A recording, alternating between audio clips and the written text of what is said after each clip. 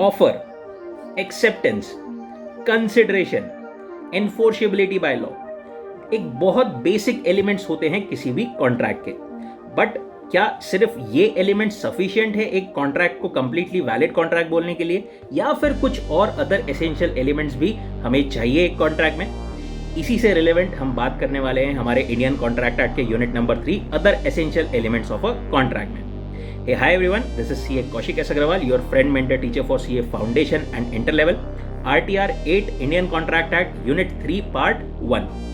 Other essential elements of a contract में हमारे पास में यूनिट 1 में हमको हल्का सा इसका इंट्रोडक्शन जो है वो दिया गया था, बट मेनली इस यूनिट में उनको डिस्क्राइब किया गया है, जिसमें हमारे पास में 4 अदर एसेंशियल इंपॉर्टेंट एलिमेंट्स निकल करके आते हैं। कौन से? पहले कैपेसिटी ऑफ द पार्टीज, दूसरा फ्री कंसेंट, तीसरा lawful consideration and object, and चौथा the contract must not be expressly declared to be void. ना एक एक इसको अपन डिटेल में अभी देखते हैं। पहला है कैपेसिटी या फिर एलिजिबिलिटी या फिर capacity of the parties to contract. कौन केपेबल है, कौन एलिजिबल है कॉन्ट्रैक्ट करने के लिए?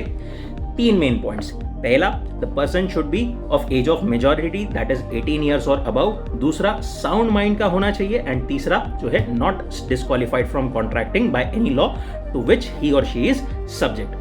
अब यहाँ पर जो पहला पॉइंट था रिगार्डिंग द मेजॉरिटी, इसमें हमारे पास माइनर से रिलेटेड बहुत सारी प्रोविजन जो है वो दी गई है।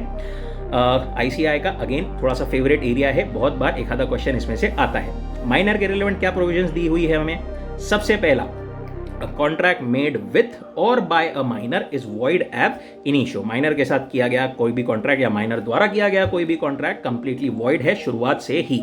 इसमें हमारे पास में एक इंपॉर्टेंट केस लॉ भी था, मोहरी बीबी वर्सेस धर्मोदा दास घोष केस। यहाँ पर क्या था, जो माइनर ने एक मॉर्गेज किया था वो कोर्ट ने बोला इनवैलिड है। दूसरा, no ratification after attaining majority. एक माइनर जब कॉन्ट्रैक्ट करता है और वो मेजर होने के बाद बोलता है कि मैं इसको एक्सेप्ट करता हूं, तो वो वैलिड नहीं है।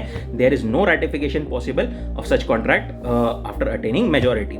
Then third, minor can be a beneficiary और can take benefit out of contract. देखिए, कहीं पर भी अगर माइनर के बेनिफिट की बात आएगी तो वहां पर कोर्ट उसको एनफोर्स कराने के लिए हाँ बोल देगा, बट अगर माइनर के लाइबिलिटी की बात आएगी तो वहां पर contract can not be enforced, it would be void. यहाँ पर इसी बेसिस पर हमारे पास में एक पॉइंट था कि माइनर जो है वो पार्टनरशिप में as a benefit for benefit just for benefits admit किया जा सकता है, but he can not become a partner in the partnership. इसमें एक और चीज थी प्रोमिसरी नोट से रिलेवेंट।